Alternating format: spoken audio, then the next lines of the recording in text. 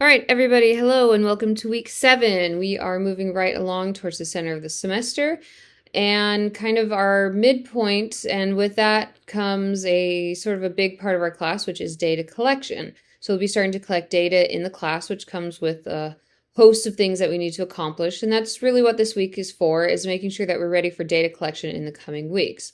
So let me go ahead and show you. Let's look at our weekly announcement here. Okay, so week 7, our to-do list. We're going to go through the survey creation module, focus on best practices for writing a good survey. And then we have our progress check 3, which is a rough draft of your survey questions. So we're going to be talking about how to do this. And remember, this is your rough draft. So you will have an opportunity to resubmit it next week if you so want to, or if I reassign it to you. Just focus on, really asking questions that are going to align with your research variables, that are going to get at what you are wanting to question. Vague questions equals vague data, right? And then we'll also talk about collaborating with other people on the discussion board. We'll get to that. There's also a quiz too, which I guess I don't have in this announcement. But let's go over, look at our modules for this week. Open syllabus, because we'll take a look at that. So survey creation module. So it looks like there's a lot going on. There will be some videos posted here soon. I'm making one of them right now, so that will be here. But pretty much everything except for the quiz here is on, writing your survey. So it's all really just helping you to get this progress check 3 done.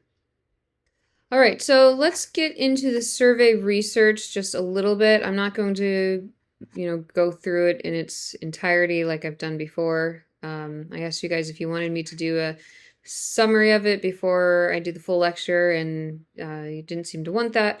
So I'll just keep it small and just tell you a little bit about it. So survey research. So it's just sort of, we're going to be having a quick overview of what survey research is, what it's good for, what it's bad for. Surveys are a great research tool, but they are limited. So we'll talk about limitations and what they're good for in our cases. We can send them out electronically. We can ask people lots of different questions, and we'll have easy to contain data at the end of the day. So I'm not going to go through this here, but, this is our introduction to survey research. And, you will already know a lot of this because I'm sure you've taken a survey before, right? You might be aware that surveys, the point is to collect information on behaviors, opinions, attitudes. You can check people's knowledge of facts or information. You can ask them about their beliefs. When I give you an exam, or a quiz, I'm giving you a survey of your knowledge of the class. You can ask surveys verbally. You can send out surveys, phone surveys, email surveys, mail surveys. Most surveys are done on the internet nowadays, which is what we'll be doing. But surveys are a quick way to easily and cheaply collect data. So when you think about all the different ways we could collect data, right? If we were interested in like physiological psychology, we could look at blood samples and, individuals. We can look at brain images of people, and those are a lot more involved, right? A lot more costly than sending out an electronic survey and getting some information. Maybe more accurate. That's one of the limitations of surveys. We'll talk about that more in the lecture. But we can learn a lot from surveys like, what we're doing here. So we'll be talking about some of the steps here on doing surveys. We're kind of midway through the steps of, the research design you're working on, and your exercise, in your introduction was setting up your research design. Your sample's already selected for you, and so on. So we'll talk about constructing questions that are, clear and concise, and, get the information that you want. And then, also how to analyze the data, and then we'll write it up in a beautiful report. Okay. So we'll talk about why we do surveys, what we can survey, comparing information, aggregating data. I mean, there's all sorts of things that we'll be talking about in this lecture. So we'll be talking about this more, but when we're going to be creating surveys, and when we do, we need to think about the types of questions that we want to ask. I just want you guys to start thinking about this now. You can ask one type of question in many different ways. Say you're interested in knowing how well somebody sleeps. You could ask like, how many hours of sleep do you get a night? Leave it open-ended. You can ask, did you get at least 7 hours of sleep a night? And then you have a yes or no, right? That's over the recommended amount if they say yes, that they got, at least that or above that. You can ask on a scale of 1 to 6, how satisfied are you with your sleep? 1 being not satisfied, 6 being very satisfied. And you can change these values, right? You could go from 0 to 10 or 0 to 20 or 0 to 5, whatever range you decide. Or you can pull numbers out of it and just ask people to give a qualitative measure, right? Do they agree or disagree with a statement about their sleep? So that's a lot of questions to get at with the same general variable. So when you're creating your survey questions, you want to think about, how should I ask this, right? How should I ask this question? What type of responses will I get? What type of responses do I want to get? What type of responses can I basically pull out of my participants? You don't want to ask biased questions, but you do want to ask questions that lead people to a certain type of response, like how many hours of sleep did you get per night? Ask them for something specific, like the number of hours, or put them into distinct categories, like yes or no, getting 7 hours of sleep. So we're going to work with this a little bit here today. I'm going to pull up Google Forms and we'll talk about how we can construct different types of questions. But really, at the end of the day, we want some diversity in responses. We'll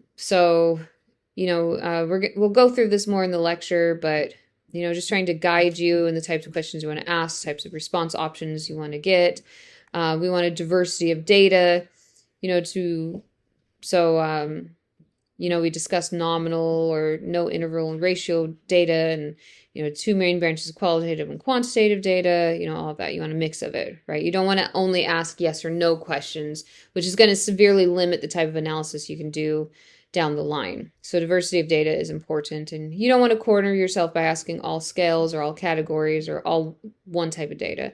So again, I'll show you how you can kind of put this into action on your form in Google Forms. So we'll have more examples of that.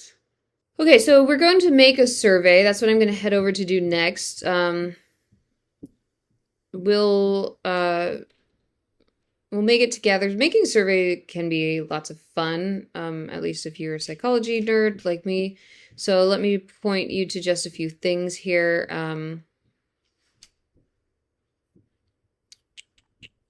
Go back to modules. Okay, so I have a survey guidelines document, okay? And then a demo, which is not up yet because it's a video and I'm getting that uploaded. But I will have a demo video of how to use Google Forms. It's a short video, like I think 15 minutes. And I'll go through the main features, of Google Forms, and we'll take a look at the survey guidelines. And then I have this very subtle discussion board, right, that says click here if you want to work with someone on your survey. So please do go ahead and poke around in there and see if anybody's working on a topic similar to you. Creating one survey across people is excellent because it means, you only have one data set to work with and we can collect more data as a whole. So if somebody has a similar survey to you, I'm not saying use the same exact question, but if they are surveying, like let's say, I know one of the students in here was doing anxiety and film watching, so the type of movies you watch. So if you're doing like stress and film watching, then that's a very similar topic, and maybe you would want to collaborate together, because then you could get twice the amount of data, right? You could share the information, you could help each other, you could share references, and so on. Okay, so collaboration is very important in science, and we'll be able to send out less surveys. You might be able to have more questions on a survey but we won't have to send out as many because you're sharing a survey. It's very easy to share and collaborate on a survey using Google Forms. So please give us some thought and just look at what other people are doing. So if you have a very unique study and it might be a little bit more difficult to find someone that overlaps you, maybe you can't do that. But most of us will have at least one variable that overlaps with what somebody else is doing, whether it's social media and sleep, online learning. There's lots of topics that many of you are interested in, and a lot of overlap so far that I have seen. So go ahead and click there, if you want to find somebody to collaborate with. So that's there for you. All right. So let's take a look at these survey guidelines. Question I get a lot with the surveys is how many questions should it be? It shouldn't be any specific amount of questions. You should be more concerned with how long it takes somebody to take it, right? Because no two questions will take the same amount of time to answer. But you don't want your survey to take more than about 2 to 3 minutes to complete. So if somebody's going to take it, it shouldn't take them more than, just that short period of time. Otherwise, they're not going to want to finish it. All right, some other things to consider. I'll continue to remind you that your sample is other college students like you.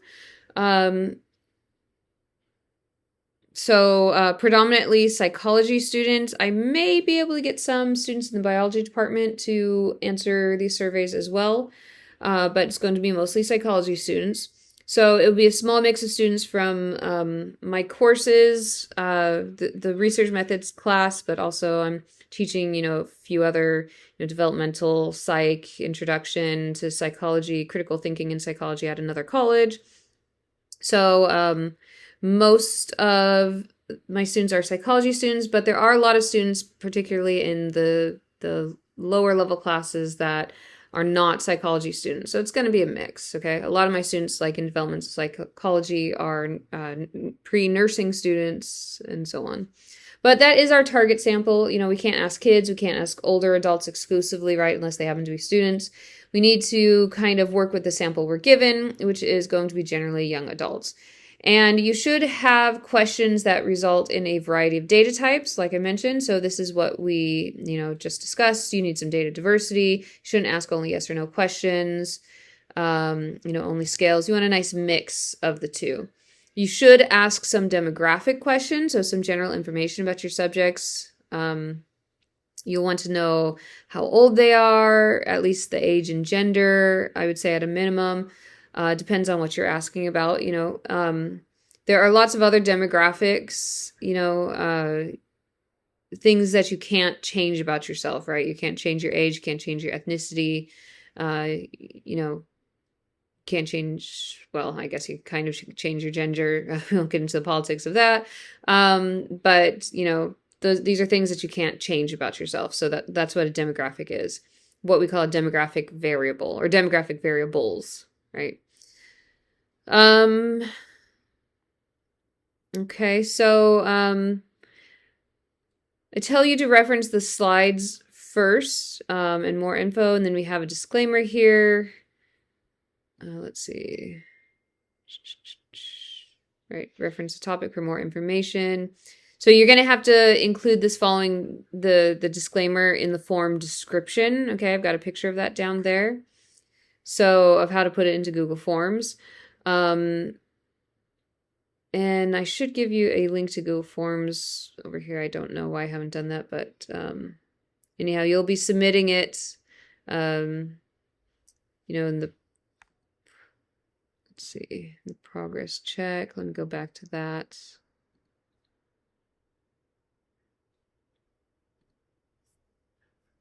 Okay, yeah, so you'll be submitting it in here. Okay. Yeah, so there will be a Google Forms demo video that will show you how to access the shareable link. Okay. You don't want to send me the link in the URL bar of your browser. There's a shareable link if you never use Google Forms. But it's just like Google Docs, which probably you've all used. There's a link to submit. Okay, so you will be, in this assignment, you'll be giving me that link to your form. So Google Forms is a great software. You'll either need a Google account. You can normally access this through different email accounts, but odds are you probably have a Google account of some kind. So if you're having any trouble with that specifically, just let me know and I can help walk you through it. But Google Forms is very easy to use, very easy to work with. So when you get in here, what you'll do is you'll start with a blank form.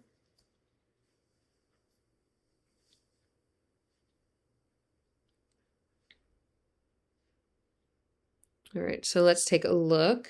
We've got a blank form here, and Google Forms is awesome because it's very flexible. You can do lots of different things here in Google Forms. So what I advise that you do, I'll just kind of start working through it so you can see how I would interact with this. You can title your form, and I usually always do like it to remind me what class it's for. And then let's come up with a research scenario. Okay, so let's do like sleeping, the amount of sleep you get in GPA, okay? This is great because these are two pretty general variables that we can really practice asking these things in lots of different ways. So this will be the name of your document.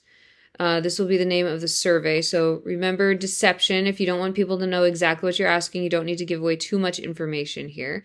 But in this case, it seems pretty straightforward. So we can do sleep and academic success. All right, so we'll go ahead and call it that. Remember, when you're working on your draft, you'll want to copy and paste the disclaimer info into it. So this is basically the informed consent to the info, basically saying that their information is confidential, that if they have any questions, they can call me or email me, that their responses are, voluntary. They don't need to respond to anything if they're not comfortable with it. And then you're ready to go. All right, so that's the intro piece here. So then you can edit your questions, all right? Other questions here, it starts off with one question. You can add another question. Additionally, you can add like an entire sections. So the sections will create separate pages for your survey taker. So maybe you want to start with the demographics. Maybe you want to ask somebody their age. If you type it in age, it'll automatically try and predict what type of response option you want. So here it's saying short answer. So give your participants the ability to type in their age, which is generally what we would want to do. We normally don't want people to put people into groups unnecessarily. So with age, they can, just report their age and you're good to go. So maybe you want to ask gender, and Google Forms it's smart enough to know that we're talking about gender, so you can add female, male, prefer not to say, other, you can add your own options right in there. So if you're doing LGBTQ stuff, maybe like non-binary, if you're looking at certain groups. So you can include them right here. So that's kind of dependent on your questions, right? If gender is important to you, you'll want to consider what options you put there. If gender is not important, maybe you don't put it at all. Although I would suggest that, just the basic demographics. Okay, so those are your demographic questions, and you have another section. Maybe this is your sleep section. So sleep, we can add a question. What might we want to know about sleep? So I gave you some examples of this in the slides, but maybe you ask people just out of the gate, are you satisfied with your sleep? Okay, so yes or no, force them into a yes or no question. Then you have two groups of people that are satisfied and people that are not. And, that's very powerful research, right? You have two groups, you can compare against each other, but that's probably not all we want. If we add another question, we can say, how many hours of sleep do you get per night? So this is saying, multiple choice. So you could go ahead and put multiple choices in here, or you can just change it, to maybe to short answer. So people can just input the hours of sleep that they're getting per night. And we can take it a step further, and we can say on a scale of 0 to 10, and then, look how smart it is. It says, oh, you're making a scale on a 0 to 10. All right, so how would you rate your sleep? Linear scale. How would you rate your sleep quality?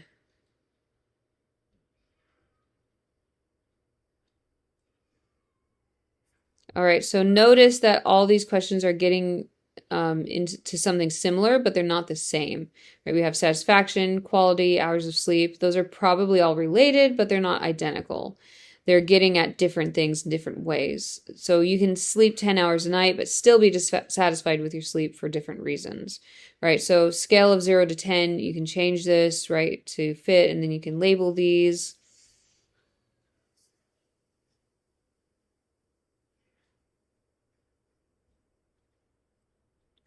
You could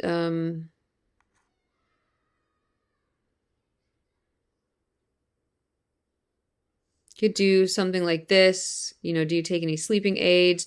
You can just do a yes or no. And you can do, if yes, what type,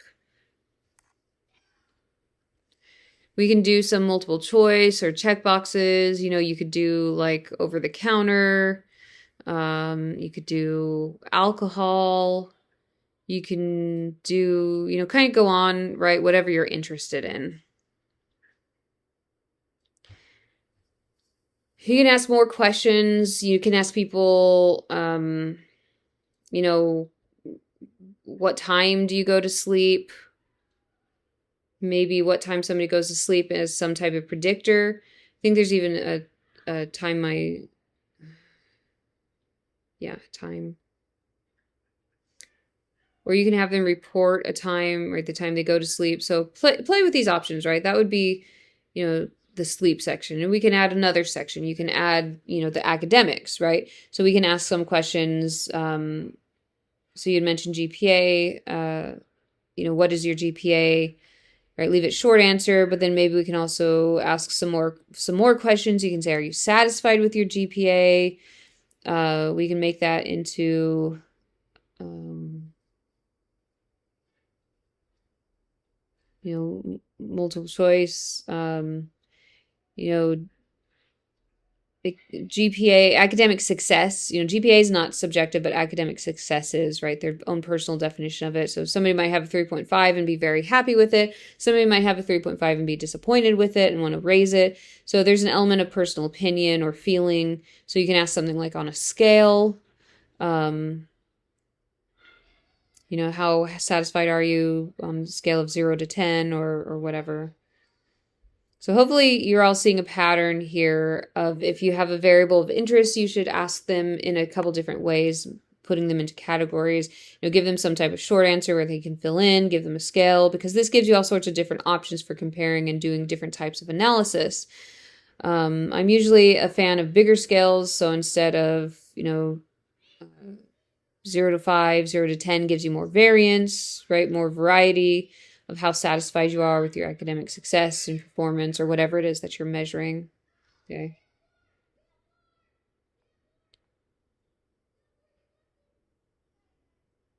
So 0, you know, not satisfied at all. Okay, so this is just an example, right? This is a very quick, you know, survey. You know, it wasn't necessary to be much longer than this, but you can certainly add in more questions of interest if you have another variable, even if it's not related to sleep or academic success. You can ask it, right? You don't want to get too crazy, too off topic, but you could ask other things. You could ask people, say, you know, are you working a job? Do you have kids? Are you enrolled in multiple institutions? You know, what else might you want to know about them, right? So you can format however you wish. And then something wonderful you can do is once you think you have it in pretty good shape, you can press this little eyeball up here, and this is a preview button. This will show you how it will look to your survey taker. So here's the first page. So someone could input their age. Someone could put in their gender. Then they could go on to the next page. Okay, so they're onto the sleep section. They can answer these questions and go to the next. You know, so it's beautiful, right? It's tidy. It won't take somebody too long to complete this. Wouldn't take more than a couple minutes tops. Okay.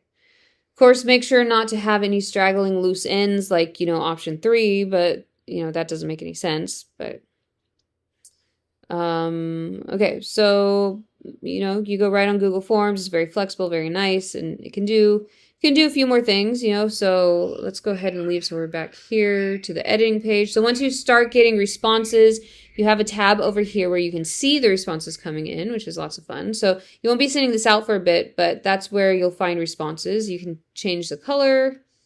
You know, you can get creative. You can add an image to the header that's related to your study. So, you know, the sky's the limit. Have some fun with it. Do whatever you want.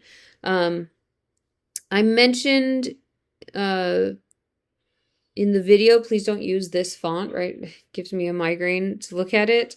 I know it's nice to be fun and playful, but it's hard for your survey takers. It's hard for me. It's not super professional.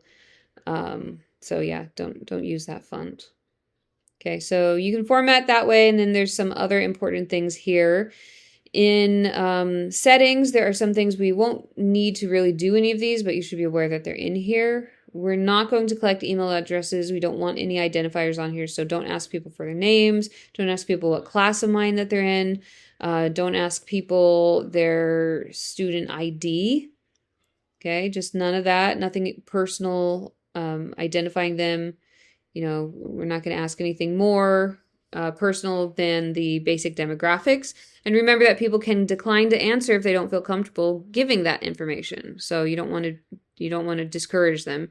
And these won't matter so much. You know, you can turn on a progress bar so it shows how far along they are, but our surveys will be short, so it's not so bad. So this is not so much for us, this little dot dot dot here, but the little what do they call that? The hamburger thing? 3 dots, but it gives you some extra options that can be helpful. You can make a copy, so you can have one draft and then copy it and update your drafts. You have 2 forms, and then add collaborators if you're working with somebody else. This is how you'll add them onto your survey, or they can help you edit it. You just add their email address in here and gives them editing access. And then the last thing will be important to us will be how you get the survey to me. So I'm going to ask you for a URL for your survey. So don't copy and send me this URL. Or this URL is going to bring me to this editing screen. Okay. See how it ends in the / edit thing? Okay. So this is not what I need. What I need is your finished survey that's ready to be sent out. And to do that, you click on send. You click on this little link button here, right? Click on link, click on shortened URL, and then this is what you'll send me a copy. That's not what you'll upload to Canvas, or not even technically upload. You'll just be linking it to me on Canvas, right? Progress check 3, right? Student view. Let me show you, right? When you go to submit assignments, just going to ask you for that URL, and you'll stick it here, and then I'll be able to go to your survey. All right? And then, okay. Okay, so, just remember things, you know, you can't ask about suicidal ideology or tendencies. We can't ask about past trauma. We can't ask about anything that can be really harmful for somebody, you know, but things like ethnicity, gender, age, we can ask all of that, okay? If people can choose not to respond if they don't feel comfortable, okay? But most people do, though, right? Those are really common things. So you'll be taking some of these surveys yourself, and you can make that call for yourself. But you can ask about ethnicity and so on. So even if it's a little politically controversial, as long as it's not like traumatizing, you can ask them, okay? We don't want to trigger anybody's traumas because we can't help them through it, and we can't cause any harm. That's one of our ethical principles, okay? All right, so I think that's about it for overview here. Remember, just don't collect email addresses. We don't want that. So you go to this link, shortened URL, give me this little guy when you're done, okay? Shorten URL, and then just copy that and submit the link, okay? So that's progress check 3, the survey, survey draft, whatever. I'll look it over. So it's due on Friday. I'll look it over next week, give you some feedback, and then you'll have next Friday until next Friday to send me an updated survey draft if you want to after that. So we'll talk all about that in next week. But that's really what we're focused on this week, right? Making a strong survey. You want your survey to be good, to get the information that you need, right? Make sure that you have a variety of responses. It's tidy, it's professional, no typos. You can have some fun with it, but don't get too wild, okay? And do not use that one font. Okay, so, you know, go ahead and give that some thought.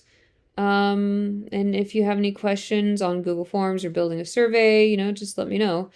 And my advice, as always, with anything that we do in class, is to just, you know, get in there and play around a little bit. And remember, you can get a new form, you know, you can, if you make a copy, and you can just play around, and it's all pretty flexible. You don't need to worry too much about messing up. You can add questions, you can import questions, you can change images, you can do all sorts of things. So, yeah, so that's just really the main focus for this week. Okay, so I'm going to hop into quiz 2 right here. and kind of talk through what's in there. You know, you can ask me questions on it. Remember, the quizzes are not here to shock you, you know, to surprise you, to torture you. They're here just to make sure that you're watching the lectures and retaining some of the info. So what is on here is we have some questions about sampling, all right, the types of sampling we talked about, a few different methods of sampling in the lecture, you know, when they're useful, what their limitations are. So take a look at those types of samples and when we use samples. There's a couple questions on ethics, right? We'll talk about ethics. We have ethical principles laid out by the APA, ethical principles laid out by the IRB. So make sure that you're familiar with those ethical principles. And that's just from our ethics unit. We'll have questions about informed consent. What if someone wants to withdraw from your research, right? Incentives. So lots of the ethics stuff. And then a few questions from the survey research slides from this week. So like, what's our response rate? What can surveys help us to investigate? We have opinions, behaviors, beliefs, you know, and then some of the survey sins. You know, what do we need to watch out for with surveys? And then why can standardization, you know, be helpful? And there's one short answer, so just some multiple choice. It's a little bit shorter than the last quiz. I think we have 10, and we have 10 multiple choice and then one short answer. So it's pretty brief. And then the short answer question is about really what we've been working on all along. So you'll be providing the independent and dependent variable for your study, telling me the types of data. You know, this is sounding a lot like exercise, you know, too, right? We've already done this a couple of times in quiz 1 as well. But then kind of the new piece will be from our types of analysis slides lecture. You should think about which of those 4 major statistical tests you would map on to the type of data that you have, all right?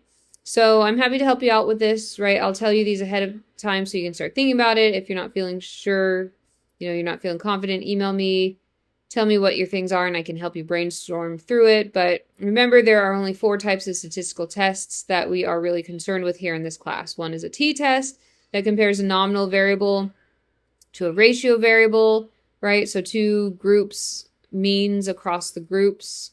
ANOVA is very much the same, where you have 3 or more groups. You're comparing means across them. You have correlation, which is comparing continuous ratio data to each other, and the chi-squares comparing categories to categories, right? So try and think of it kind of in those very general terms, right? Like think of, what am I ultimately going to compare? And remember, based on our survey research, it's flexible. There's no one correct answer you can choose to kind of set these up in different ways. For example, with sleep, you can either do like a correlation between hours of sleep and academic success, or you can split sleep into 2 groups.